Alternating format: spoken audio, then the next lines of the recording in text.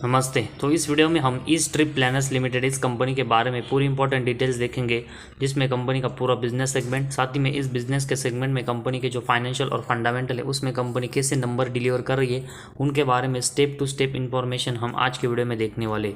और इसके लिए सबसे पहले हम कंपनी का जो बिजनेस सेगमेंट है उसके बारे में इंफॉर्मेशन देखते हैं। तो ईस्ट ट्रिप प्लानर्स ये कंपनी एक ट्रैवल सेगमेंट से रिलेटेड कंपनी है, जिसमें कंपनी वेरियस जो सर्विस है वो अपनी ईज माई ट्रिप इस ब्रांड के थ्रू अपने कस्टमर्स को प्रोवाइड करती है। और कंपनी का अगर हम मेनली सर्विस देखेंगे तो company airline tickets, hotels, holiday package, साथ ही में rail tickets, bus ticket, taxi से रिलेटेड सर्विस प्रोवाइड करती है। और साथ ही में company all value added service है, जैसे कि ट्रैवल इंश्योरेंस, वीज़ा प्रोसेसिंग और टिकट है, इनसे रिलेटेड जो एक्टिविटीज़ है वो अपने कस्टमर्स को प्रोवाइड करती है। और पिछले कुछ समय से अगर हम देखेंगे तो स्पेशली 3-4 साल से तो इंडिया का जो टूरिज्म सेक्टर है उसमें हमें कंसिस्टेंट बहुत ही अच्छी ग्रोथ देखने को मिली है। और उसका जो बेनिफिट है वो हमें इस कंपनी को, मतलब इस ट्रिप प्लानर्स इस कंपनी को इसकी वजह से देखने को मिला है। और आने वाले समय में भी जिस तरह इंडिया का टूरिज्म सेक्टर में ग्रोथ होगी, उसकी वजह से हमें इस माई ट्रिप इस कंपनी की जो ग्रोथ है उसमें भी बहुत ही अच्छा परफॉर्मेंस देखने को मिल सकता है। तो एक अच्छे और ग्रोइंग सेगमेंट में कंपनी काम करती है। और उसके बाद कंपनी की कुछ और अगर हम इंपॉर्टेंट डिटेल्स देखेंगे तो 8,000 करोड़ का कंपनी का मार्केट कैप है, तो एक स्मॉल कैप कंपनी है। उसके बाद कंपनी का स्टॉक का पी रेशियो देखेंगे तो 50 है, तो थोड़ा सा महंगा कंपनी का अभी हमें पी रेशियो देखने को मिला है। और उसके बाद कंपनी का आरओसी देखेंगे तो 54.6 और कंपनी का आरओई 46.9 है। तो दोनों जो मेजर रेशियोज है उसमें कंपनी के नंबर से वो बहुत ही अच्छे नज़र आ रहे हैं। और उसके बाद जो ट्रैवल एजेंसीज है जिसमें लिस्टेड कंपनी है उसमें अगर हम कंपनी का मार्केट कैप देखेंगे तो हमें सबसे ज़्यादा यहाँ पर देखने को मिला, जो कि इस कंपनी के लिए एक और प्लस पॉइंट है।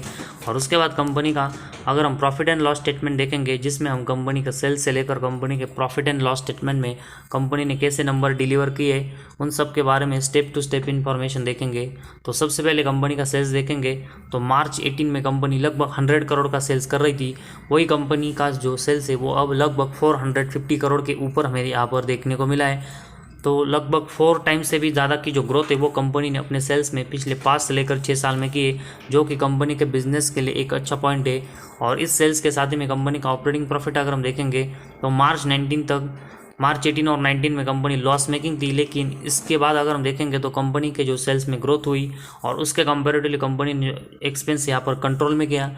उस वजह से कंपनी के जो ऑपरेटिंग प्रॉफिट है वो लगभग अभी हमें 200 करोड़ के ऊपर यहाँ पर पहुँचते हुए देखने को मिला है, जो कि बहुत ही अच्छा साइन है। और साथ ही में ऑपरेटिंग प्रॉफिट मार्जिन के नंबर्स भी कंपनी के लगभग पिछले 4 साल में 40 से लेकर 50% के आसपास हमें देखने को मिले, जो कि ये कंपनी के ग्रोथ के लिए एक और अच्छा पॉइंट है। और उसके बाद कंपनी का अगर हम नेट प्रॉफिट देखेंगे तो कंपनी मार्च 18 में कोई यहाँ पर नेट प्रॉफिट अर्न नहीं कर रही थी, लेकिन वो नेट प्रॉफिट अगर हम देखेंगे तो लगभग 160 करोड़ के आसपास हमें मार्च 23 और ट्रेलिंग 12 मंथ्स में यहाँ पर देखने को मिला है। और उसके बाद कंपनी का अर्निंग पर शेयर भी हमें पिछले कुछ समय से पॉजिटिव में परफॉर्मेंस करते हुए देखने को मिला है।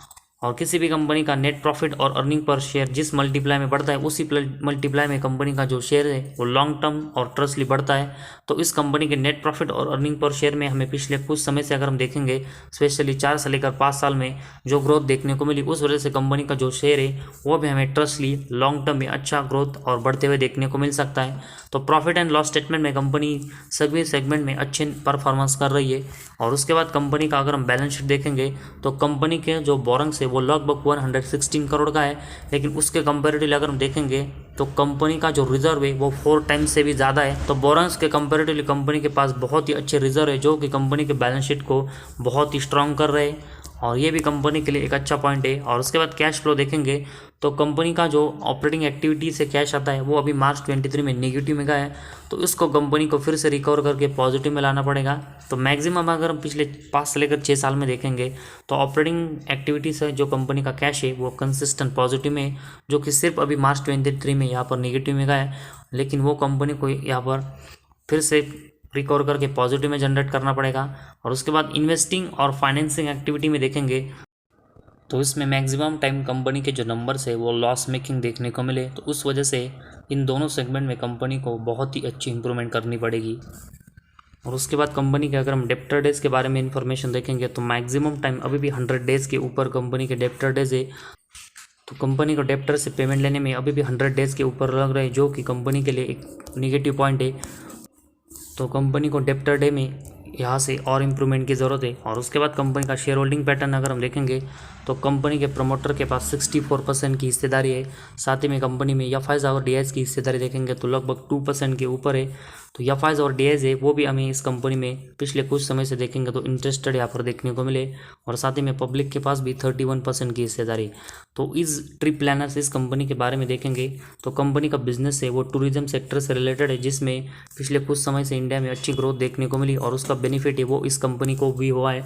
साथ ही में इस बिजनेस में कंपनी का अगर हम प्रॉफिट एंड लॉस स्टेटमेंट देखेंगे तो इसमें कंपनी के नेट प्रॉफिट और अर्निंग पर शेयर के नंबर्स कंसिस्टेंट गेन हो रहे। कंपनी के बैलेंस शीट में देखेंगे तो कंपनी के जो बोरंग्स है उसका कंपैरेटिवली 4 टाइम्स कंपनी के पास ज़्यादा रिजर्व है, जो कि कंपनी के बैलेंस शीट को स्टेबल कर रहे हैं।